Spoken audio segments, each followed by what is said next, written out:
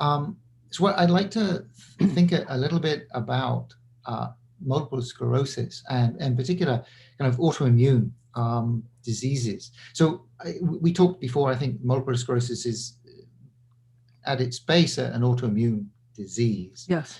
So do you see the autoimmune disease, because there's multiple, like there's atherosclerosis and there's other, so do they have a common cause, and does your protocol kind of address all of them or some So you subset? might think of the autoimmune diseases at the core having an autoimmune process of excessive inappropriate inflammation. There's probably also a fair amount of oxidative stress. What's causing those phenomena? We know if there is a problem with your microbiome, that appears to increase the inflammation. If there is tobacco and air pollution, that increases the inflammation.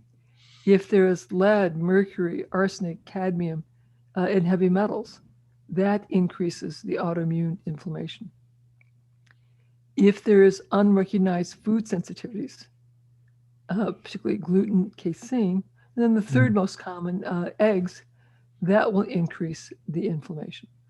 So there are many, and then there are 16 different microbes that increase the risk of autoimmunity. And there's certainly evidence that the coronavirus, the SARS-CoV-2, will also increase the risk of subsequent autoimmunity. Many of our patients have multiple risk factors that all interplay and are part of the risk. Right.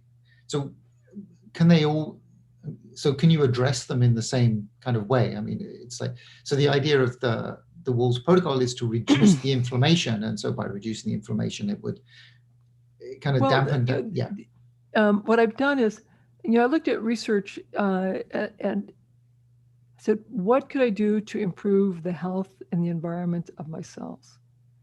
So I went to as many diet and lifestyle interventions that I could. So by doing that, we nudge all of these physiologic processes into slightly healthier ways of interacting.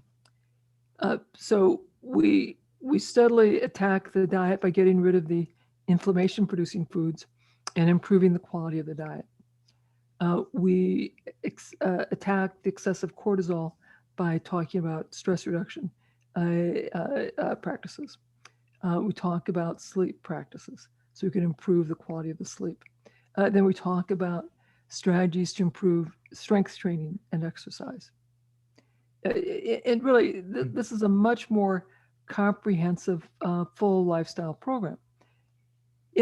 Most of us will not be able to suddenly revamp my entire life all at once. So we talk about just starting one step at a time with those parts of the change that are most appealing and most possible to implement.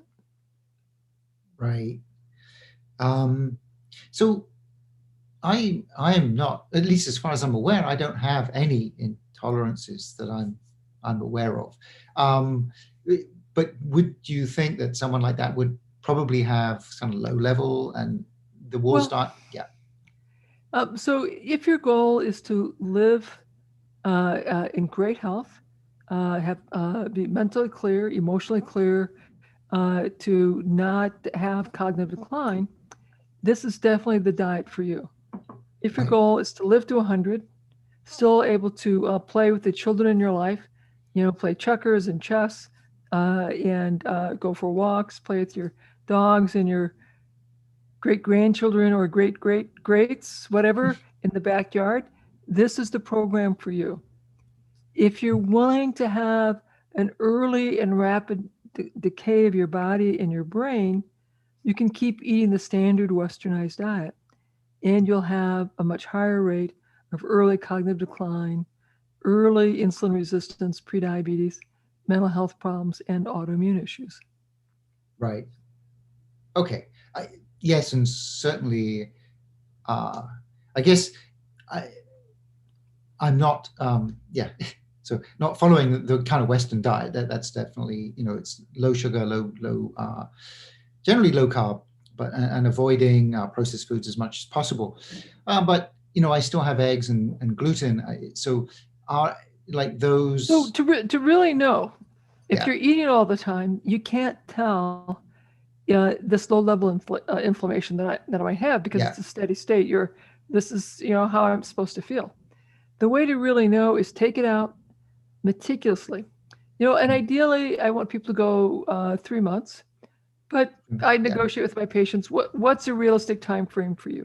And it might be like, what, I could do it for a week. Maybe I can do it for 2 weeks. Like, okay, we'll design an experiment. You decide when you want to do it. You take it out. If you're going to take it out, you do it 100%. Because if you only do it, if you have just reduce it, you still haven't removed it from your environment to see what effect zero has. After you've had it out for 2 weeks, then like, okay, I feel great, or it's no change. Then like, okay, I'll have my big bunch of bread and pasta on Sunday. I'll see what happens. And then if you have a headache or brain fog or a rash or abdominal complaints, you're like, maybe there was a problem. And then the next week, like, okay, I'll try the eggs.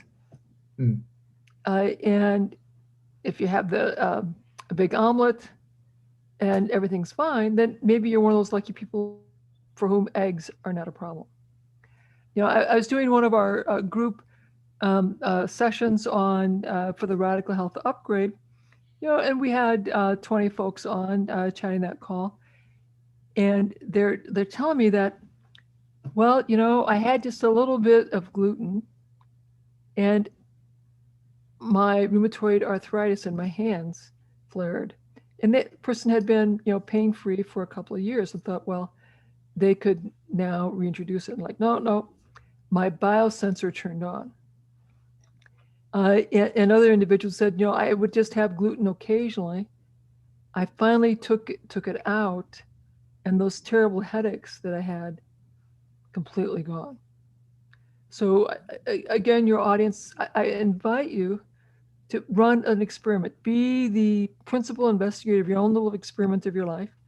Take these inflammatory foods out carefully, meticulously, for whatever time period that you feel comfortable that you could do. I recommend at least a week, preferably at least 2.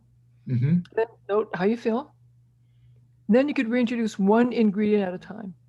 And maybe the first thing you want to test are the eggs, because that's the one that you're most likely to do okay with. So have a big omelet, and if you're lucky, things are great, no symptoms, then you're like, okay, I can have eggs. Then the next one I try would be your milk and cheese. And that, and either things go well or they don't, and then you can try the gluten, and things go well or they don't. Right. And then you'll know. Or you could have a food sensitivity test. Now, I will say, if I did a food sensitivity test right now, I would get a report that would say, I have no reaction to gluten, dairy, or eggs. And that's because I've not eaten any of that voluntarily for 10 years. Right. I may have been accidentally exposed to it. If I ate at your house and you weren't careful about your cooking, you may have accidentally fed me some gluten. But because I'm not exposing my immune system, all those immune tests would show up as negative. But I can tell you, if I ate it, my experience has been catastrophic levels of pain in 6 to 24 hours.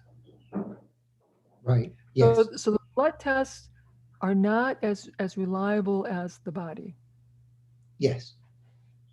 Yeah, and they're looking for the immune reaction, and so if you're not eating it, you don't get any. Correct. Thank you all for watching. I hope that you found the video informative. Please do hit the thumbs up button, subscribe to our channel, and hit the bell button for new video release notifications. It encourages us to continue to create more videos about anti-aging and extending healthy lifespan. Thank you so much for your kind support. I wish you all well, and will speak to you again soon.